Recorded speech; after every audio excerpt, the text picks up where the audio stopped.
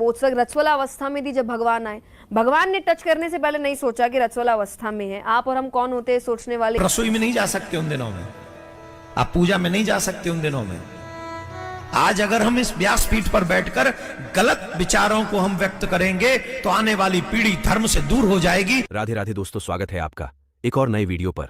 दोस्तों, जया किशोरी जी ने पीरियड मतलब मासिक धर्म को लेकर ऐसा क्या बोल दिया कि देवकी नंदन जी भड़क गए और उनको बहुत कुछ सुना दिया और भी बहुत सारे महाराज कथावाचक भड़क गए। जया किशोरी जी पर इस वीडियो में देखिए जया किशोरी जी को देवकी नंदन जी ने क्या क्या सलाह दिया। आइए वीडियो में जानते हैं। वाले समस्त सनातनियों के दिल पर उन्होंने चोट पहुंचाई। जी, मुझे ये जानना था कि पीरियड्स में आज भी कई घरों में ये कहा जाता है कि अचार मत छुओ, मंदिर मत जाओ, पूजा मत करो, और ये हर धर्म में होता है कि कोई कहेगा नमाज मत पढ़ो, कोई कुछ और कहेगा। आप इस पर क्या विचार रखती हैं और आप खुद क्या फॉलो करती हैं या प्रैक्टिस करती हैं?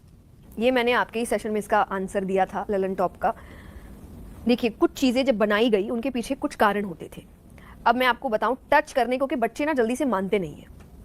तो आप अभी भी अगर नोटिस करें, साइंटिफिकली प्रूवन ज़्यादा खटाई आपको पीरियड्स के समय नहीं खानी चाहिए। दूसरा, जब आपको बाहर निकलने के लिए कहा जाता है, पहले व्यवस्थाएं वैसी नहीं थी। आज सब कुछ है, चाहे आप पैड्स ले लीजिए, आप और भी कई तरीके की अच्छी चीज़ें सब आप नॉर्मली वर्क कर सकते हो। पहले कुछ भी नहीं था, तो पहले क्या करें, तो आपको घर के अंदर ही बंद रहना पड़ता था। आप जिस तरह के कपड़े इस्तेमाल करते थे, तो ऐसे रीजंस थे नहीं करने के। बीच वाले आके काम खराब करते हैं। कितना शुरुआत जिसने की उसने एक अच्छे रीजन से की, बीच वाला आके काम बिगाड़ देता है। उसने बिगाड़ दिया ये बोल के अछूत है, ये है, वो है। भाई 9 महीने एक लड़की जब बच्चा पैदा कर रही होती है वो पीरियड से नहीं होती है। और कहा भी जाता है ना कि बच्चे को खून से सींचा है। 9 महीने उसको पीरियड्स नहीं आ रहे, उस खून का इस्तेमाल तो हो रहा है ना बच्चे को सींचने में। अगर आपको लग रहा है वो खून इम्प्योर है, आप में से जितने हम सब बैठे सब इम्प्योर है, उसी खून से सबको सींचा गया है, इसलिए वो 9 महीने नहीं हुई। बाकी जो लास्ट में बचता है वो नेक्स्ट 40 दिन में निकल जाता है। इम्प्योर तो हो ही नहीं सकता। द्रौपदी जी के लिए वो रजस्वला अवस्था में थी जब भगवान आए। भगवान ने टच करने से पहले नहीं सोचा कि रजस्वला अवस्था में है। आप और हम कौन होते हैं सोचने वाले, ये मत करो वो मत करो। तो ये बातें बनाई गई। पहले रीजन अलग थे, सेफ्टी पर्पस था, आराम के लिए था, खान पान का पर्पस था। अब ये सब नहीं है, अब थिंग्स हैव चेंज्ड।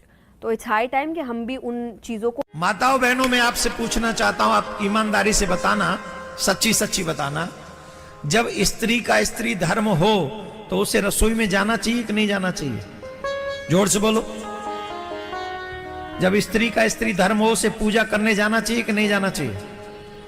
उसे ठाकुर जी की आरती करनी चाहिए कि नहीं करनी चाहिए? जवाब दो, जोर से बोलो। देनी चाहिए, आरती करनी चाहिए, भोग लगाना चाहिए। गांव का बच्चा बच्चा जानता है इस बात को।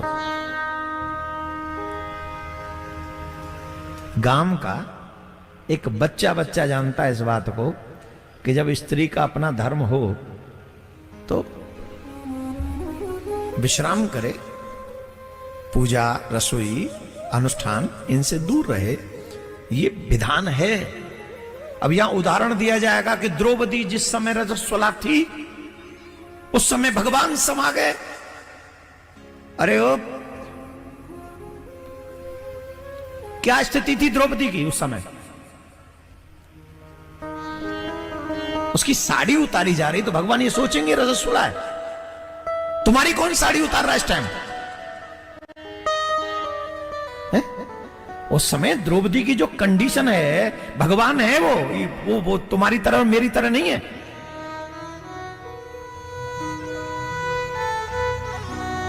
द्रौपदी की रजस्वला स्थिति है, लेकिन विपत्ति उस समय है तो भगवान वहां पहुंच गए।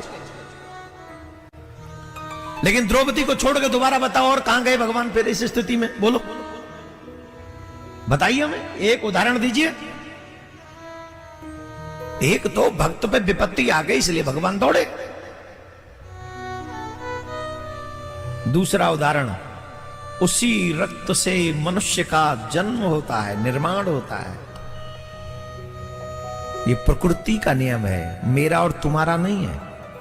जिस प्रकृति ने उस रक्त से मनुष्य का निर्माण किया है, उसी प्रकृति ने ये हमको कहा है, डोंट डू दिस। उसी पुराण, वही धर्म का ये आज्ञा है, स्पेशली आज्ञा है कि आप रसोई में नहीं जा सकते उन दिनों में, आप पूजा में नहीं जा सकते उन दिनों में। आज अगर हम इस व्यासपीठ पर बैठकर गलत विचारों को हम व्यक्त करेंगे तो आने वाली पीढ़ी धर्म से दूर हो जाएगी और धर्म को अधर्म को धर्म समझ के अधर्म करने लग जाएगी। ये हमारी जिम्मेदारी है। हमें शास्त्रों का पूरा ज्ञान होना चाहिए। आजकल ये तमाम क्वेश्चन आंसर होते और हम उल्टा सीधा कोई भी जवाब देते हैं। अगर आंसर न मालूम हो तो चुप रहो, लेकिन अधर्म को धर्म बना के साबित मत करो। इससे बहुत बड़ा फर्क पड़ेगा। आने वाली पीढ़ी समझेगी कि जब ऐसे धर्माचार्य ऐसा बोल रहे हैं तो यही सच होगा।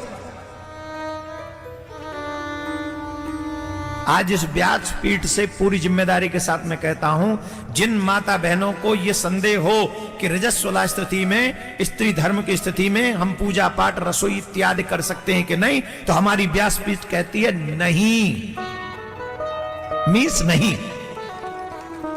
चाहे कितने भी संसाधन आ गए हो, चाहे कितनी भी व्यवस्था हो गई हो, उसके बावजूद भी हमारे शास्त्र इसे स्वीकार नहीं करते।